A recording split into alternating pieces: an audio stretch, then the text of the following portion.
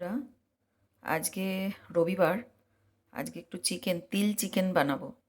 তো রেসিপিটা তোমাদের সাথে শেয়ার করব। ভীষণ সহজ একটা রেসিপি। প্রথম ধাপে যাচ্ছে চিকেনের মধ্যে আমি এটাকে ম্যারিনেট করে রাখছি।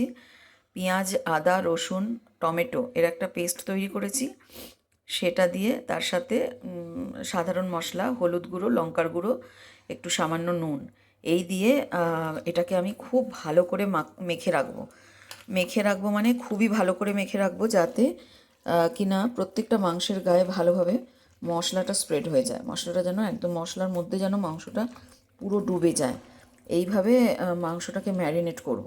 ম্যারিনেট করে এটাকে আমি মিনিমাম হাফ অ্যান আওয়ার, আধা ঘন্টা আমি এটাকে রেখে দেব ঢাকা দিয়ে। ঠিক আছে, আধ ঘন্টা বাদে তোমাদেরকে দেখাবো যে কিভাবে এটা আমি করছি। খুবই সহজ পদ্ধতি, যে কেউ বাড়িতে করতে পারবে। এবং সাদা তিল আমাদের শরীরের জন্য খুবই ভালো। সাদা তিলটা ক্যালসিয়ামের উৎস, খুব ভালো সাদা তিল খাওয়া। তো বিভিন্ন রান্নায় আমি ব্যবহার করি সাদা তিল। তো সেক্ষেত্রে চিকেনেও আমি ব্যবহার করেছি আজকে। তোমরা দেখো কেমন লাগে, পরপর ভিডিওটা আসবে। আলু দিয়ে দিয়েছি। আলু চার টুকরো করে কেটে আলুটাকে ধুয়ে কড়াইতে তেজপাতা, শুকনো লঙ্কা, জিরে, ছোটো এলাচ আর এক টুকরো দারচিনি দিয়ে ফোড়ন দিয়েছিলাম সর্ষের তেলে।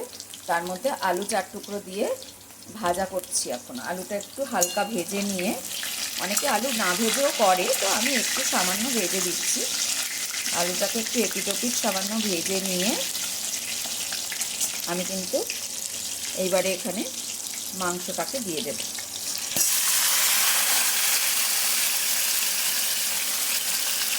মাংসটাকে পুরোটাই দিয়ে দিলাম।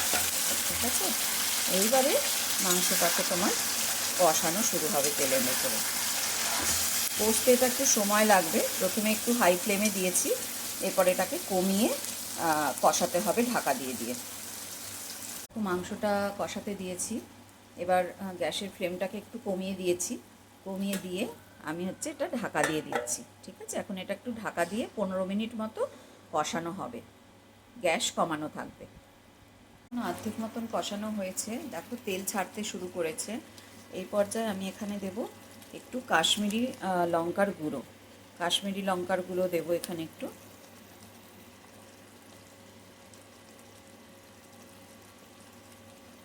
বেশি না, একটু কালারের জন্য কাশ্মীরি লঙ্কার গুঁড়ো দিয়ে দিলাম।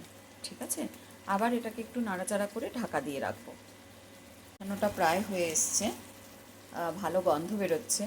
এই পর্যায়ে আমি দেব সাদা তিল বাটাটা। এই যে সাদা তিল বাটা, এইটা আমি পুরোটা দিয়ে দেব। আর সাদা তিল বাটা দেওয়ার সাথে সাথে তোমাদের যেটা করতে হবে সেটা হচ্ছে জল দিতে হবে, কারণ সাদা তিলটা দিয়ে কষাতে গেলে মাংস তলা থেকে ধরে যাবে। ওই জন্য তোমাকে সাদা তিলটা দিতে হবে, সাদা তিলের সাথে সাথে জলটা দিতে হবে। ঠিক আছে, আমি ওই তিল বাটাটা করে মিক্সি ধোয়া জল রেখে দিয়েছিলাম, সেই জলটাই এখানে পুরোটা ব্যবহার করলাম। তোমরাও এইভাবে ব্যবহার করো। তো এই জলটা দিয়ে এবারে খুব ভালো করে নাড়িয়ে একদম কমিয়ে ঢাকা দেবো আমি। রান্নাটা একটু সময় নিয়ে করতে হয়, কারণ এটা ঢাকা দিয়ে দিয়ে করলে তবে রান্নার আসল টেস্টটা পাওয়া যায়। তো এই পর্যায়ে আমি এটাকে একটু ভালো করে নাড়া দিয়ে ঢাকা দিয়ে দিচ্ছি। চিকেন আলু সব খুব ভালোভাবে সেদ্ধ হয়ে গেছে, মাংসটা একদম শেষ পর্যায়ে চলে এসছে। এই সময় আমি ওপর থেকে একটু কসুরি মেথি দিয়ে দিলাম। ব্যাস, রেডি হয়ে গেল আমার তিল চিকেন।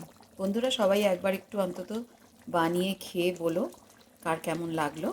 আর ভিডিওটা যদি পছন্দ হয়ে থাকে তাহলে লাইক, কমেন্ট, শেয়ার করতে কিন্তু ভুলো না। নমস্কার।